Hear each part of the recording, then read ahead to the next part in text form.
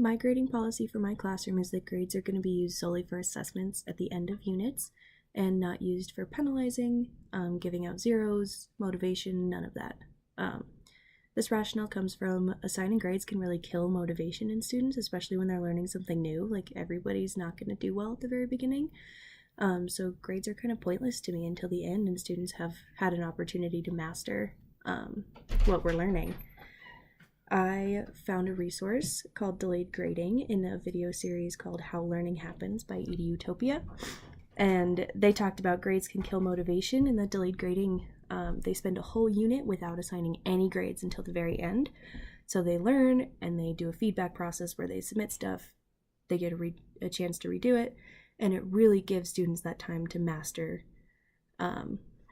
the concept before they're ever assigned a grade. And they only get one at the end, and they've had all of that opportunity to do really well, which is what I think as teachers is our ultimate goal, is to help our students succeed.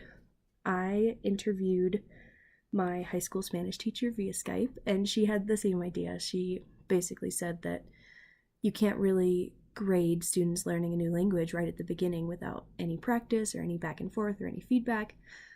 So we didn't really get any grades except for midterm and final exams, which were oral, and we had opportunities to redo it. And she really believed that assigning a bad grade would kill a student's motivation to learn, and you really have to have this intrinsic motivation to learn a new language. So she believes the same thing, that grades should be only used for assessments and motivate. We should really try to teach kids to want to learn and have a love for learning.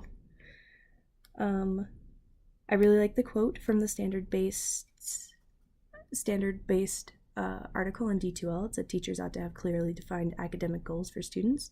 So my classroom's going to be just that. I'm going to have 4 or 5 goals for a unit, and we're going to talk about those goals as a class, and then we're going to evaluate before we ever do any grading if we think that that